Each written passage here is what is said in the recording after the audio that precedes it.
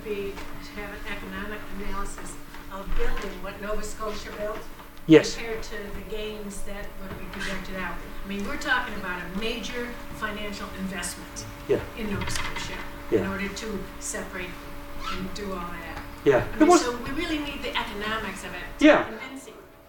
Well, actually, they've done it. The person who designed it was an econometrist, Geoffrey Morris. So the economics were there. He designed several things. He gave the Nova Scotian authorities several choices. This is the one they chose for both economic and environmental reasons. But since it's been going, it has had a different kind of analysis. It's had a GPI analysis, genuine progress index analysis. In other words, teasing out facts which are genuine progress as opposed to gross national project, GNP. So GPI instead of GNP. And it's off the scale. And it's off the scale because they created 3,000 jobs. If they built the incinerator, they would have at most 100 jobs. But they got 3,000 jobs. 1,000 in all the people employed in collecting, handling, treating the materials, composting, recycling, reuse, the mom and pop Enviro depots which receive the deposit containers, and another 2,000 jobs in Nova Scotia's own industries that are using these secondary materials. So economics, we are way ahead. If we can get these discussions focused on two things, economics and sustainability, we will knock out any incinerator proposal or any magic machine proposal out there. Yes? After hearing this all their life, what careers did your children choose? Oh my God, what a great question. You know, I always hoped that one of my kids would grow up and help us. What I didn't expect is that one of them grew up and directs us. He's far better than us, than anything you can think of. But he got excited about fluoridation. So he was the one that's developed our website, the fluoridalert.org. He's now a lawyer. The eldest is a painter, is a creative guy, very creative. And he's done some of the artwork for us. He did a lot of the artwork for Waste Not and so on. But he's not much of an activist. The middle son he's a landscape gardener type thing. So yeah, just the youngest has been unbelievable, humbling experience. Yes? So one of the things we hear locally is that our current landfill is much less safe than the ash. Now we don't have data on... Is less what, sir? The current landfill is not as safe as the ash would be.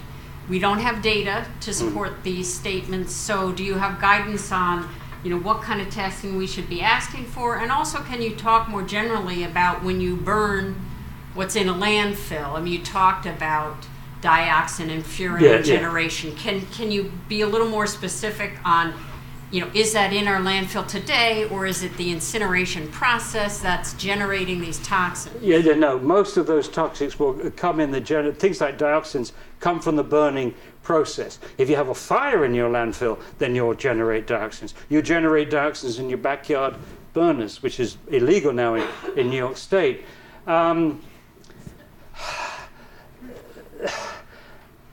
The message I've had for 28 years is that we've made a fundamental mistake with landfilling. The fundamental mistake we've made with landfilling is the belief that with engineering we can control what comes out. And the EPA, amongst others, have told us that all landfills leak eventually. Even radioactive waste landfills leak. So as soon as I heard that, I said, well, if you can't control what comes out of a landfill, then you have to control what goes into the landfill. And that's why this residual screening and separation facility is important, not just to secure zero waste, but to control what goes in there, to screen everything. It's our best defense. But certainly with the landfill that you have, the new cells should be lined and should be state-of-the-art, all that stuff. And your citizens should pay for it. They should pay for it with the pay-by-bag system. And if you want to keep your cost to a minimum, then you maximize your recycling and composting and your reuse and your toxic drop-offs and all the other things. So you make it expensive to do the wrong thing, but you lay on the right things so people can escape the penalty. That's my attitude here.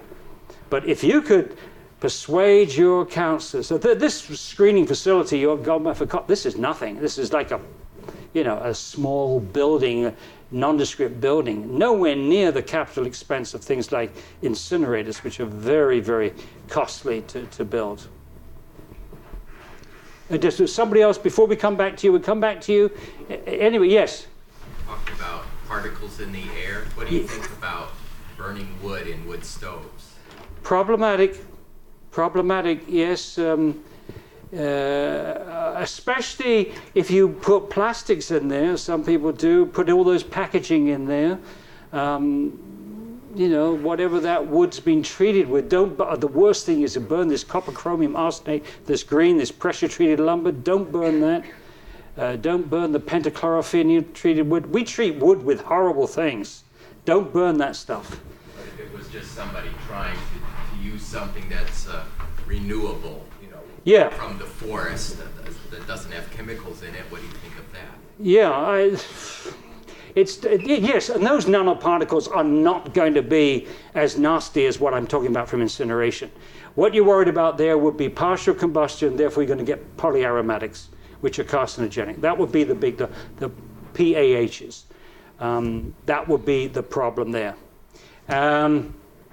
But if you're going to do that, invest in these very clean wood burners. They're Swedish design and so on. Go to the internet and look for clean wood burners. It's going to cost you more money up front, but at least you won't be poisoning your kids. Yes, Pam? Going back to Allison's question, I wonder if you could possibly compare the leachate that might come off an ash landfill to the leachate that might come off a solid waste landfill. Of course, there hasn't been a lot of control about what's gone into our solid waste landfill, but we don't know. But well, what you've got to remember here, and depends upon the pozzolanic process, this formation of the cement, whether that happens or not. When you're actually in the formation of the cement, when the stuff is bonding together, the toxics are released at that point. Some of the lead is released at that point. So that's an issue. One of my concerns is that when you generate ash, you vastly increase the surface area of potential contact between that ash and the environment. But that is then contradicted by if this ash is allowed to form into a solid kind of block, then the surface area has gone down. Let's take plastics. Okay, let's take plastics. The plastics you put into a landfill probably be there for 100 or 1,000 years. So one of the big items that comes out of an incinerator is cadmium. A lot of that cadmium is coming from plastics. It's an additive to plastics to stabilize it against ultraviolet light and so on, sometimes in pigments. And so when you burn that, it's released as tiny particles. If you put the whole plastic into a landfill, it's not going to leach out for a very, very long time. Your bigger problem with the landfill is the organics, the solvents that get dumped in there, the oil from cars and solvents. And so what you really want to be doing is you want a household hazardous waste collection. You want to make that very simple for people. Nova Scotia again. Every Saturday morning in Nova Scotia, you as a citizen can drive into essentially a portable hazardous waste collection. You don't even get out of your car. You sit in your car, they open the trunk, they take out the paint, the varnishes and solvents and so on, and stack them carefully into this room where it's then picked up by a hazardous waste company. But this way, you want to maximize what you can keep out of the landfill, but then you've got this gaiters and belt approach that you've also got the screening for toxics at the screening facility. But that's what you need to do, is to get those toxics out there, out of the going into the landfill. Yes. And then you, yeah. I think that the public, and I'm including myself, get easily confused by what appear to be contradictory economic arguments. For example, we've had a debate in Cortland County about requiring local trash to be deposited in Cortland because we don't generate enough income to sustain the landfill operation. But then you hear, well, if we fill up our landfill too quickly, we're just going to have to add more cells, and that's going to cost us a lot. Yeah. So that's one example of contradiction. Yeah. I know that's what I described as capital. Treat your landfill as capital, not income. Okay. Here's the other one. We're operating at a big deficit, but a landfill is just another public surface. We don't expect our law enforcement to operate at a profit. Why should we expect the landfill?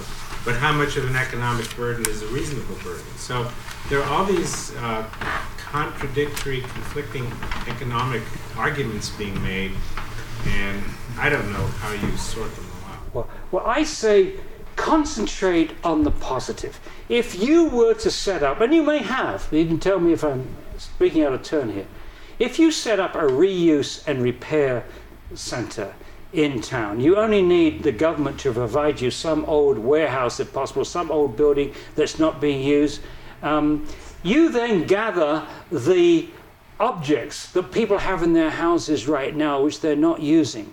It's a way of distributing wealth. You've got all that crap in your basement, in your garage and so on. We try to get rid of it with garage sales and so on, but there's no reason why people can't donate this stuff, get a tax write-off for donating whatever the value is, and then we use this as a community resource in many different ways. We relieve poverty.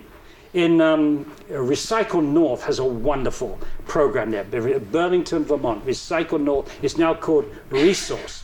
What they do there, you go into their reuse operations like stepping into Macy's, except it's all secondhand. It's beautifully laid out. The televisions are all working, etc. Beautifully laid out.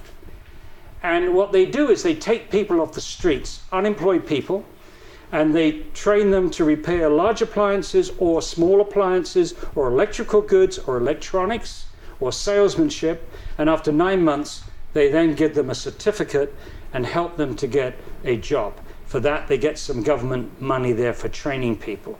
They've also linked this with a deconstruction operation, which takes down old buildings. And instead of just dumping and crunching and dumping, which is demolition, they take these buildings down very carefully, reuse the lumber, the windows, everything they reuse they possibly can. They make more money than if they just throw it away. They create more jobs, and then some of the materials then feed into other businesses. Like they have a beautiful furniture making operation where they take this wood from old buildings and make beautiful furniture out of it. More jobs, more money, more businesses, and there's all these spin-off businesses. People have got to advertise this, people have got to be in the sales, people have got to be in the promotion. Somebody said to me in California, actually it was Ted Ward, who started it was the first county in California to declare zero waste. It was Del Norte County in Northern California. He said, an incinerator is one big black box. He says zero waste is thousands of little green boxes. Lots of businesses waiting to happen. In Del Norte, for example, they took the crab shell waste and made this stuff chondroitin, which ends up, treating our knees and stuff. So any waste product with creativity, this is where Leonardo da Vinci comes in. Creativity. We need 5 C's. What is it? Children, common sense, community, creativity, and communication. Once you've got a good idea, you've got to spread it around. There's so many good things are happening on this planet right now which nobody knows about it because the big media is not interested in it. But we're interested in it. So when local activists succeed in something, could be local business succeeding, local individuals succeeding, local village succeeding in something, capture it on videotape, put it on YouTube, share it with the rest of the world. So we've got to think in the future in terms of two struggles. One, solving our own problem, and two, sharing our successes with everybody else. It's a double agenda and it makes it more exciting. Act locally, share globally. But there's jobs. And then get your local farmers to do the composting. Don't bring in a huge composting operation, centralized composting. Get small farmers to take the clean organics and make sure the farmers are working with the restaurants to make sure they are getting the clean organics. Over 200 vineyards in California are using the organics from San Francisco. They're not only using the compost to grow the vines, but they're using the compost between the vines to grow top cover, various plants which create the nitrogen, fix the nitrogen and feed the vines that way. So this is what we've got to think of. Another thing, I talk so much, but I'm sorry. The thing is, don't leave this problem to waste experts. Waste experts will put it in landfills. Waste experts and engineers, heaven help us. We need everybody involved in this. Everybody. We need poets. We need musicians. We need writers. We need artists. We need environmentalists, yes. We need mums and dads. We need kids. We need our kids to become master composters and go door to door, knocking on the doors and saying, your council has subsidized this composting unit. We'll help you to get started. We'll be your troubleshooter. First of all, the average household is going to be knocked over when a teenager offers to do something like this. This is very exciting. Community. That's what we want. You know what they've done to us? I'll tell you exactly what they've done to us. They have produced the ideal consumer unit. It's a settee in front of a television. And that television, think of it this way, it's a plastic screen, and on this side of the plastic screen are super people. They're super handsome, they're super beautiful, they're super baseball players, super football players, super golf players, they're super, super, super. We, on the other hand, sitting on our couches, are very ordinary people. We are only fit to die on the couch watching these other people live. But every 7 minutes, this hand comes across the screen and says, if you buy this, you can be super like me. You buy my sneakers and you can be like Michael Jordan. You buy this and you smell sweet. You look beautiful. You get all the handsome. Every 7 minutes they're telling us we're hungry, we're thirsty, we're sick, we're sexually frustrated and we need a new car every 7 minutes.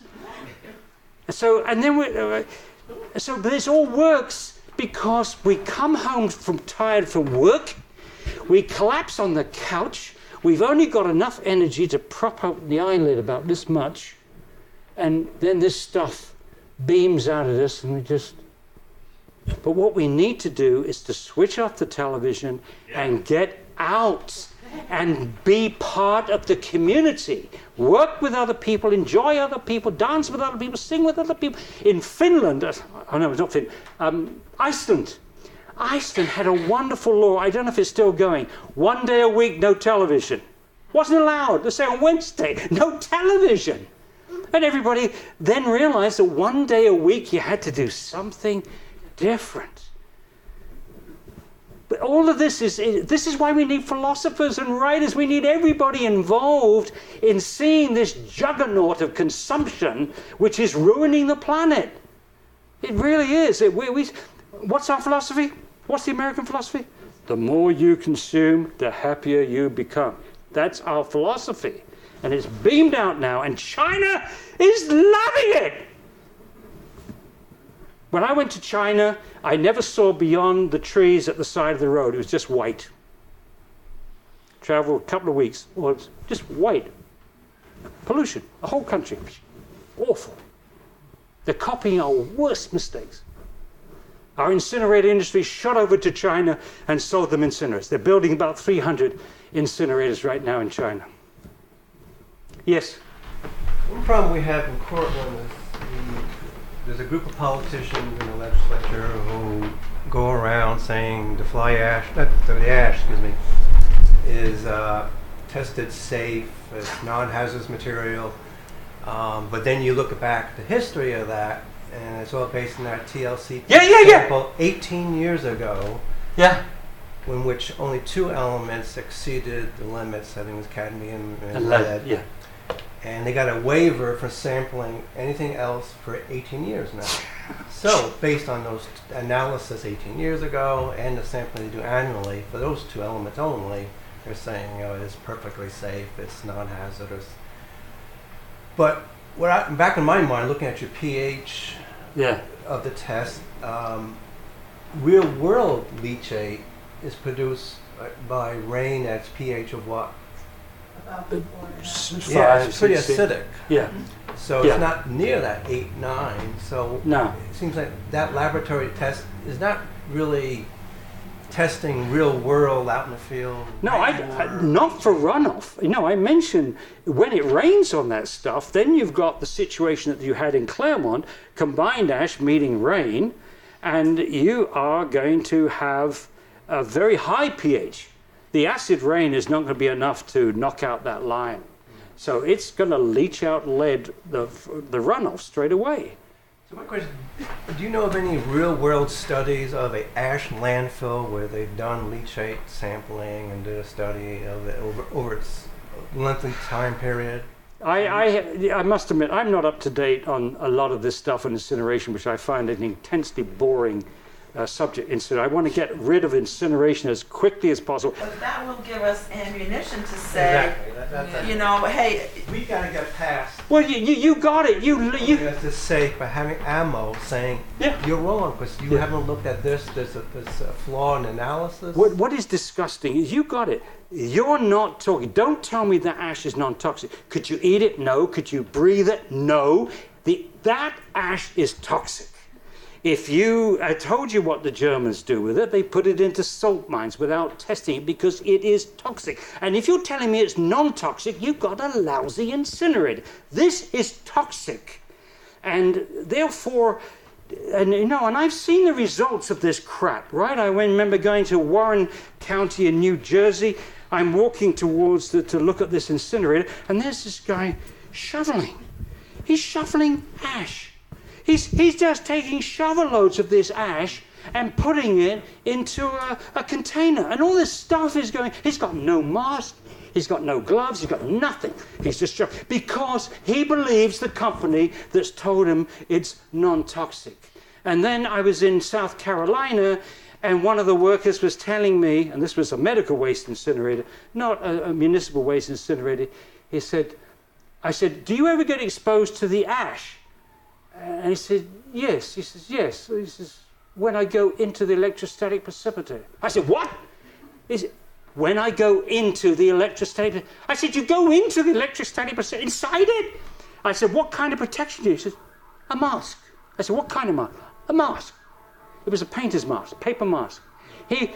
And I said to his friend, because I think this guy was a little slow, and so I said to his friend, is he telling me the truth here? They actually put him inside the electrostatic precipitator? He says, yes, I've had to do it too. You go in there and you rattle the plates to get the ash to come down. And he says, I used to tie a rope around my waist to the door handle so I could find my way out of there, because when the ash came down, I couldn't see a damn thing. And they got a paper mask to protect them. So, part of this then is the part of it is greed, profit. They take shortcuts on the one hand, and on the other hand, a lot of them don't understand what they're dealing with. They don't understand the toxicity here. We have two different worlds. We have the world of engineers who, if you get down to milligrams, think they're doing pretty well. And then we've got the toxicologists over here who are scared of micrograms or even pentagrams. So different worlds. But that's what you've got to tell them. This ash is toxic. And it isn't just about leachate. It's about all the exposure that goes from the incinerator to the landfill to the surrounding things. And that's where you need the data. You need the data from Oregon, around the Woodburn town, which takes all the ash from the Salem County incinerator. You've got Haverhill, Massachusetts. Where is the sampling in the gardens around those ash landfills? You didn't mention truck traffic either, here or there. Yes, the truck traffic, yeah. Obviously, yeah. Yes. I'm from Connett, which is just outside of Syracuse. I don't know if anybody else is from Syracuse, but just an aside here that the politicians in Syracuse are telling us if we don't accept your trash and burn it, we'll be getting New York City trash instead. Okay, so that's the threat that Covanta is presenting us in order to keep their economics floating. So, you know, their trash is probably much dirtier than Cortland trash, right? Downstate trash. Listen, you have a question. No, it was just, you were speaking of creative solutions. I heard a story of a Cortlandish sized town that they gave anyone who wanted them 5 free baby chicks and a plan for how to build a chicken coop for less than $50. And they diverted some unbelievable number of percentage points of their trash, something like 25% of their trash, by people throwing their kitchen scraps out the window to the chickens. Yeah, that's what I did in Belgium. That's what I'm doing there. That's astounding. Do you know what the percentage was of diversion? No. That would be a nice little bit of ammunition for them, too. Yeah. I saw this lovely exhibition at the Seattle Zoo. We made a video talk called Zoo Do and You Can Too. They compost the elephant manure and all the other stuff there. But they had this lovely, there you go to see this zoo, all these exotic things. And then they had this compost pile with this rubber sleeve you could put your hand in and feel how warm it was there. They had rabbits pooping, chickens clucking down the bottom. It was all like an urban kind of ecosystem that you could play around with. Yeah, marvelous. Creativity, absolutely. Creativity. Worms eat my garbage. Mary Applehoff.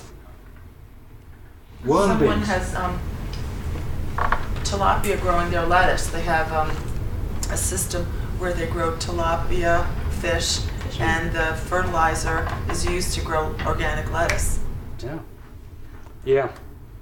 Biology, wonderful. In '92, the city went for bag trash to pay the blue bags. Do you know that? Yeah. So we have a pay for. So it would seem easy to go from the city to the county in terms of paying per bag. Yeah, why not? I mean, Seattle had a wonderful system. This goes back to the late 80s. It was wonderful. Greenpeace, the mayor said he loved recycling, but they had to have an incinerator. Greenpeace got hold of his trash, went through it, found the mayor wasn't recycling, embarrassed the hell out of him. He called his consultants and he said, how much recycling could we get if instead of spending the money on the incinerator, we put it into recycling, etc. And he came back 65%. You could get 65% recycling or more for the same amount of money you would. So he said, well, we'll put the incinerator on hold and challenge the citizens to recycle. Now, they've got a very successful program. But one of the things that they did was they said, right, you're going to have these different containers. For the residuals, you can choose a small one, a medium one, or a big one. You just pay a different rate. If you want the small one, you pay this amount a month. Medium one, you pay this amount a month. The big one, you pay this amount. So some people opted to put it in an envelope. Joke. Okay. So, well, I think we should be wrapping up. It's 4:45. Yeah. You've been a wonderful, wonderful audience. Don't forget, you can get the pen drive from Pam if nobody else. And if someone can teach me how to send a large thing on an internet, I can send it to you for email. But try to get it from Pam. I'm going to give it to you. Yeah, might get too big now. Ciao.